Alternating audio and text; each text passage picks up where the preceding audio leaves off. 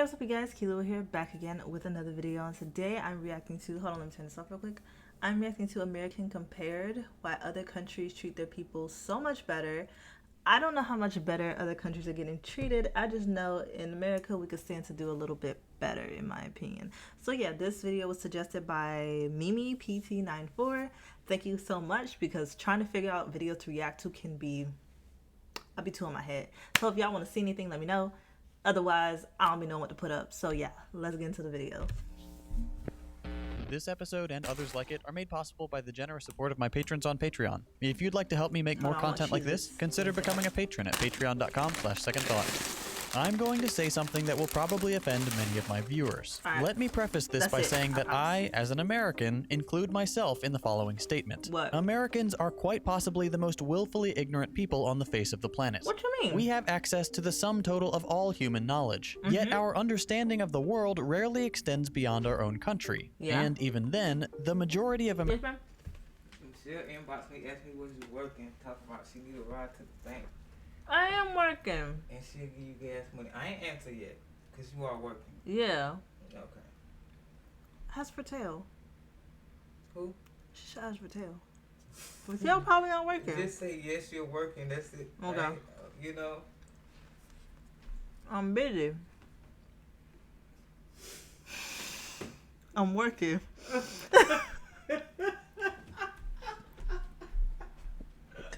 Hard at work right now, okay? Eat your chest, what's that? Cheez-Its. It's easy. No, this is hard work right now.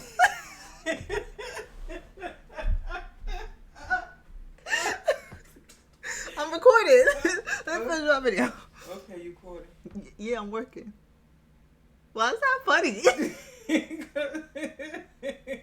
This is work. You know why it's funny. Now, other people might not know, but I'm working. you working. I'm working. I know. All right. Hard.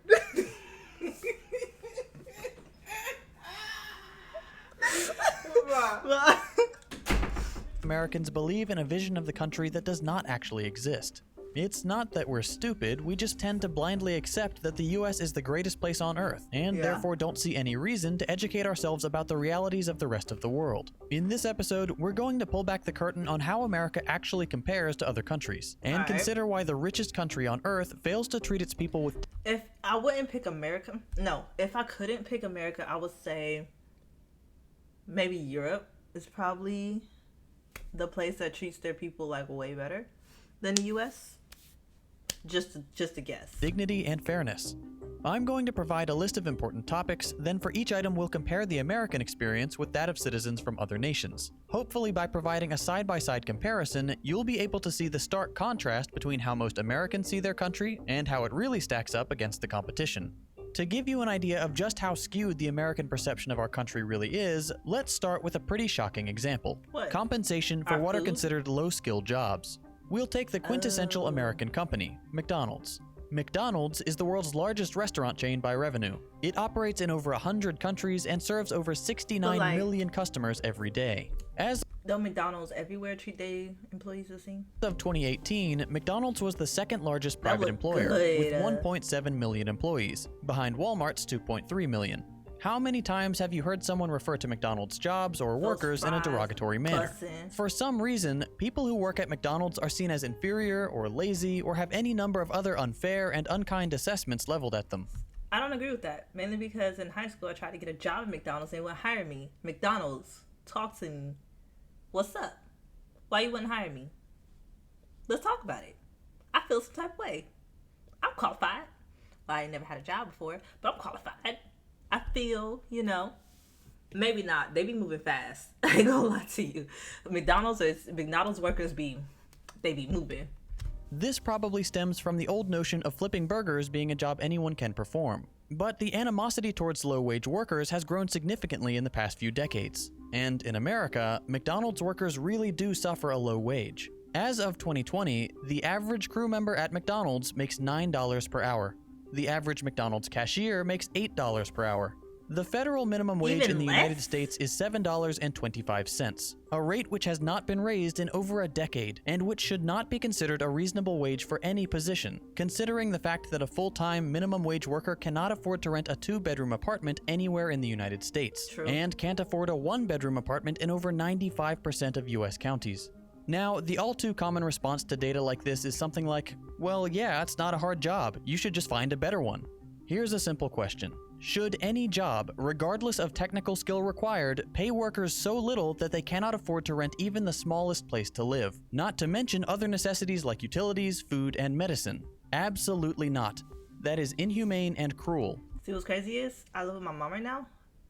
Partly out of necessity, 'cause she works at Popeyes.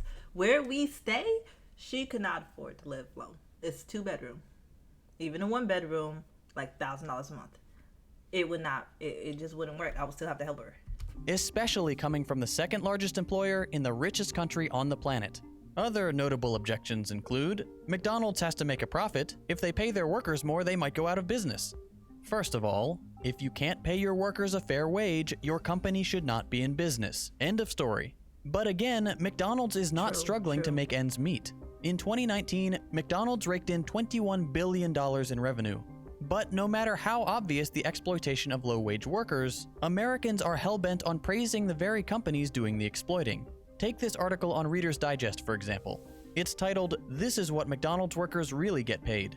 You see that and think, oh, nice. Finally some news showing how poorly these workers are compensated. Then you scroll down and nope, they're actually praising McDonald's, saying things like, the food chain is also great for paying their workers fairly, and McDonald's is one of the highest paying fast food chains in the United States. Really? This level of sycophancy is insane. If $8 or $9 an hour is some of the highest pay in the industry, that doesn't indicate that McDonald's is paying fairly, it indicates that a massive chunk of the population is being paid poverty wages. Yeah, like friend of mine in college, she was earning around like $9 an hour at various different jobs. So I'm talking food service to retail work. $9, $10, maybe even $12 an hour was where you sitting at, and that's not enough to survive. This is where taking an international perspective is so critical. If all you see is feel-good stories about how well McDonald's workers are paid, you'll never know how badly American workers are actually being treated. Let's take the same company, the same position, but in actually being see is feel-good stories about how well McDonald's workers are paid. That look a little sussy. Right here. Looks like they didn't put enough pigment on the patty. You'll never know how badly American workers are actually being treated. Let's take the same company, the same position, but in a different country. Here's a McDonald's in Denmark. The average McDonald's worker in Denmark, for doing the same low-skill job, makes $22 per hour. What? Well, hold on, you hear Reader's Digest scream from across the Atlantic. McDonald's workers in America get paid vacation days after just a year of work. Wow, enticing. In Denmark, when you're hired at McDonald's, not only are you making nearly 3 times what you would make in an American Mickey D's, you also instantly have access to a full year of paid family leave and a pension. No slaving away. Full year? Paid family leave? Are they talking about like having a baby? Because at my job, which I should be doing right now, but we'll get to that in a second, you get maybe, I think they said maternity leave is like 3 months or something. A full year? What? Way for a year to prove your value to the company. You're hired and you're treated fairly. Simple as that. McDonald's can afford to compensate all their workers One more thing, I also heard McDonald's in other countries bust. Like, it's so much better. This, but they won't, because US laws allow them to exploit American workers to the point where they're basically slaves, earning the bare minimum to survive, paying all of their income and often going into debt just to pay rent, and having no way to escape this vicious cycle because they're working such long hours. This is the case across all of America's low-wage jobs, of which working such long hours. Egg McMuffin, and it looks so good. Egg McMuffin is my favorite breakfast menu item. I know, off topic for the video, but Egg McMuffin hit. This is the case across all of America's low-wage jobs, of which there are many. The plight of the low-wage worker is incredibly dire, and all you have to do to understand that is look at how those same workers are treated in other wealthy countries. Let's move on to another topic, work-life balance. Fair wages are definitely part of this equation. If you're paid fairly, you don't need to work a second job, which will free up your time to be spent elsewhere. But we're going to focus on other metrics, specifically the length of the work week, vacation time, and parental leave. Let's start with the US. Most Americans would say that 40 hours per week is Yeah. full-time. That seems to be the general consensus. But I know what you about to say, but look at like Tokyo or Japan where they doing double that. So what you got to say, video? in keeping with the country's exploitative labor practices, the hilariously named Fair Labor Standards Act does not actually define what qualifies as full-time. That's left up to the employer. Okay, why does this matter? Well, think of your past part-time jobs. Did you get any benefits? Healthcare, 401k? Probably not. Most benefits, when they're offered at all, are reserved for full-time employees. Companies don't want to provide benefits because they affect their bottom line. America is all about cutting costs, and providing workers with fair compensation is a cost. Yeah. So, imagine you apply for a full-time job at Best Buy. You're offered the job, but they tell you they only have part-time positions, but they Okay. can give you almost full-time. They make it sound like they're doing you a favor, offering you more hours than normal part-time. But this you is don't just get no another example of benefits. employers exploiting their workers. If you work 37 hours per week, you're essentially a full-time employee, but they don't have to provide you any sort of benefits. No healthcare, no vacation, nothing. This is a common practice. Companies will hire people, but keep them just below the I'm just in awe right now. Like, what? That's not okay. No, that's grimy. threshold for full-time to avoid providing fair compensation.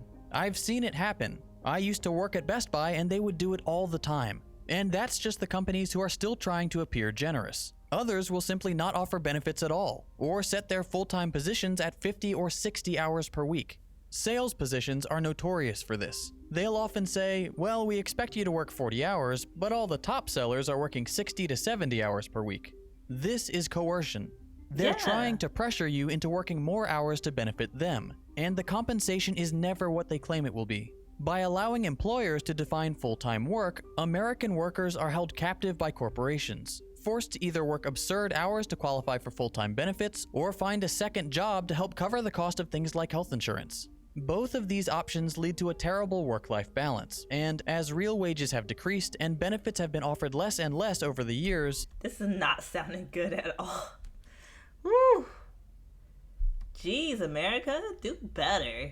huge numbers of American workers have developed an unhealthy work-life balance. For example, in 1960, when workers had real bargaining power, only 20% of American women worked. Today, 70% of children live in households where both parents are working full-time. Where does all this lead?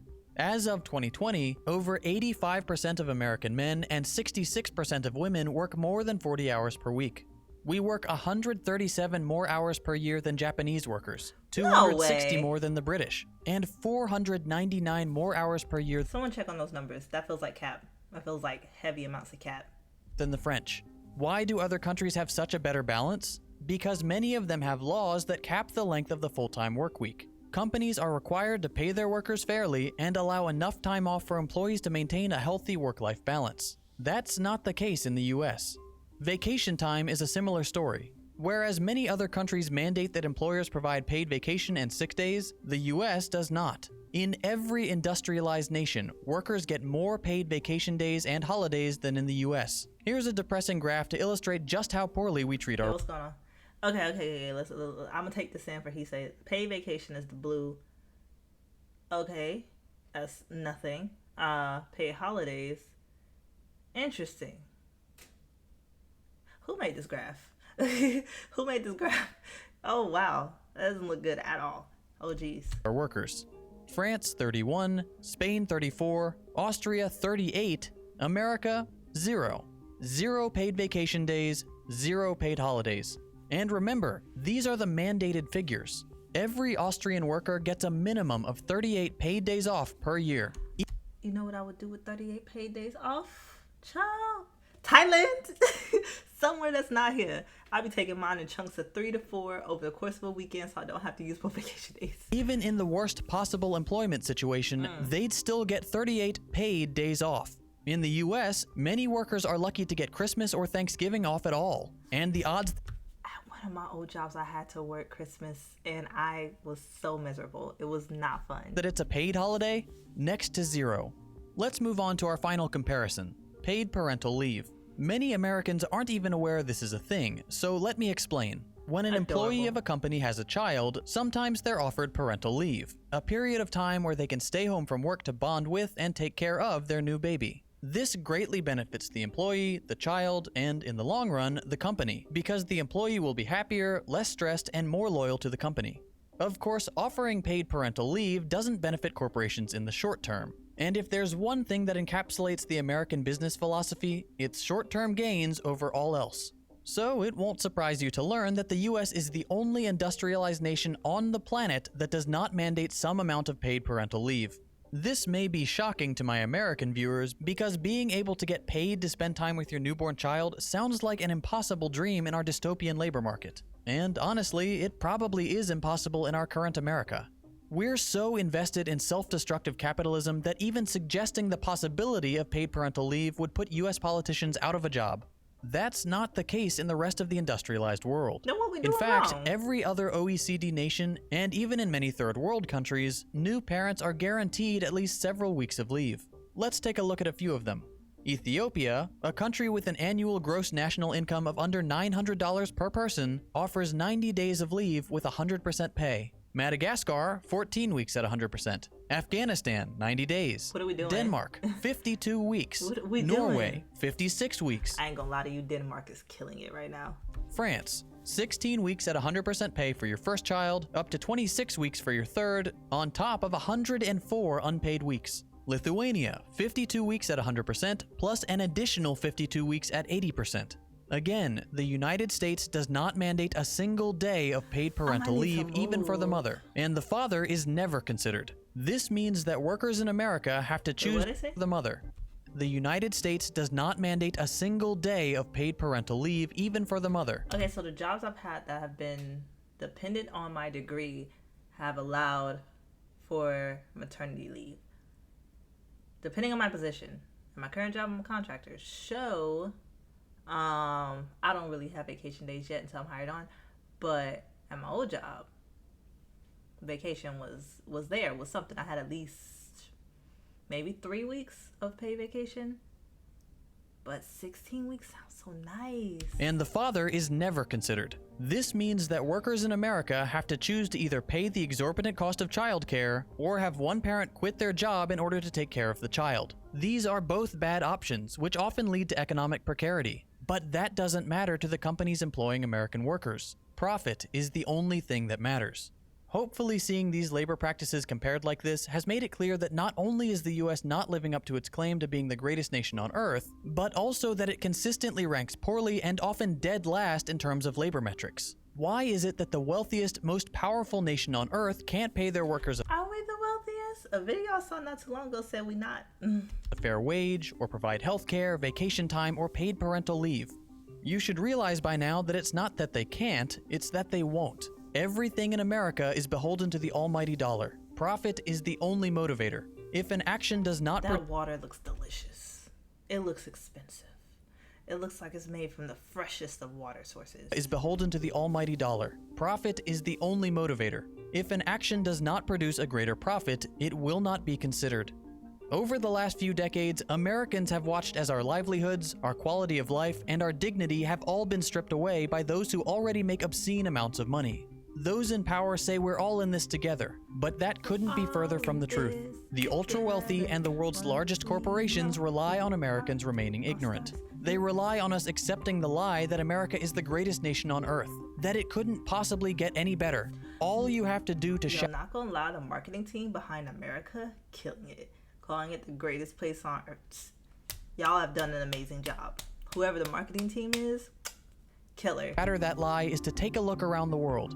Other nations take care of their citizens. Even impoverished nations, or nations that we've bombed into oblivion, take better care of their people than the US does. American workers need to relearn the language of class struggle and work together to break the wheel of the capitalist machine. If we want to claim that the United Stop States showing is the McDonald's greatest place on some Earth, some. we need to make it that way. Woo! Powerful speech. I mentioned at the beginning of this video that this kind of content is supported by Thank you, American Compared. Thank you again to the person who suggested this video. I feel enlightened and a little sad. See you next time. Bye.